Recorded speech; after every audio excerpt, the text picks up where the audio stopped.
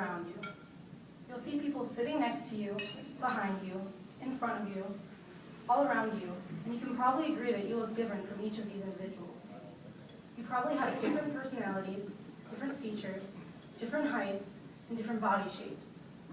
There are people everywhere you turn, and although we may look and act differently, we all share a common fate. We all face death sooner or later in our lives. Thousands of people die every day. Most deaths are unintentional accidents, and sadly, as stated by World Health Organization, homicide is the leading cause of death as well. While investigating, I was utterly heartbroken when I read suicide from the top of that list.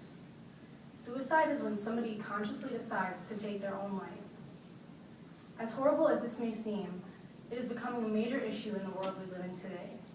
I will use the Rotary 4-way test to analyze this increasing problem and determine some ways we as a people can come together to fix it. Now, you may all be thinking, is this the truth? Well, yes, sadly, this is the truth. Statistics prove that suicide is the 11th cause of death for all U.S. Americans, and the third leading cause of death among young people ages 15 to 24. Fourth leading cause of death, children among the ages of 10 to 14. The United States isn't the only country suffering from this epidemic. Suicide is becoming a worldwide problem. 55% of suicides worldwide are ages 15 and between the ages of 15 and 44. 45% are over the ages of 45. How often do these fatalities occur? It is estimated that approximately 1 million people die yearly from suicide, which means 16 people per every 100,000 worldwide. You may be thinking to yourself that this doesn't sound so bad, but realistically, that is one death every 40 seconds. Why suicide, you may be asking? Suicide is a permanent solution to a temporary problem. 90% of all cases are associated with mental health disorders, particularly depression, which is the #1 cause of suicide. This leads me into my next question for you. Is it fair to all concerned? Suicide is absolutely not fair for anyone. It is not fair to the families of the victims, to friends, or to the community. It is estimated that for every suicide, there are 10 suicide attempts in the community. Above all, suicide is not fair to the victim. Victims of suicide usually feel trapped and suffocated in their own skin. They feel helpless and hopeless, and think ending their life is the only solution.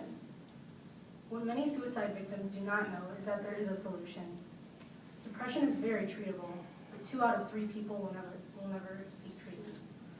Everyone has a purpose, and any life cut short is simply not fair.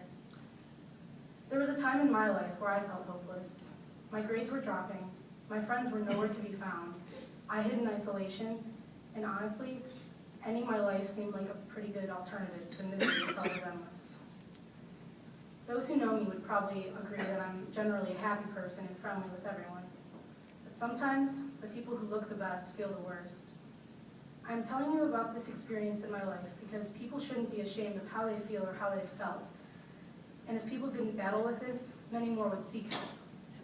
After struggling for a long time, I went to seek treatment. Will suicidal thoughts build goodwill and better friendships? They didn't for me.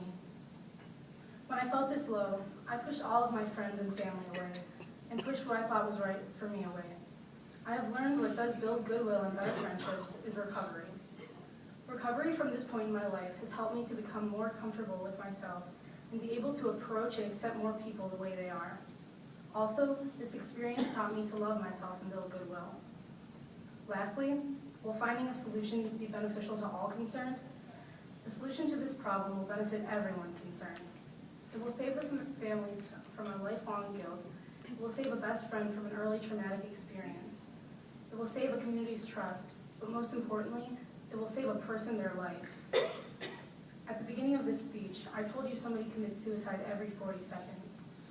By the time I end this speech, nearly 10 people have committed suicide. If this rate continues, and I was giving this speech in 10 years, 18 people have just committed suicide. We need to raise awareness, reach out to people, and let everyone know that depression is nothing to be ashamed of or to be kept secret. There's always hope, and there's always someone willing to help. There are treatment centers, medications, support groups, churches, crisis hotlines, counselors, musicians, and organizations dedicated to putting an end to the brokenness millions of people are suffering from day by day. Be the hope for someone. It's as easy as smiling at someone you pass by, picking up a drop pencil, acknowledging the quiet boy sitting in the corner, complimenting the girl who didn't wear makeup today and feels insecure, visiting the old man who just lost his wife of 40 years. Just do something for someone else. Don't wait until it's too late. I will end my speech with a quote from a suicide and self-harm awareness organization called To Write Love on Her Arms. You were created to love and be loved. You were meant to live life in relationship with other people, to know and be known.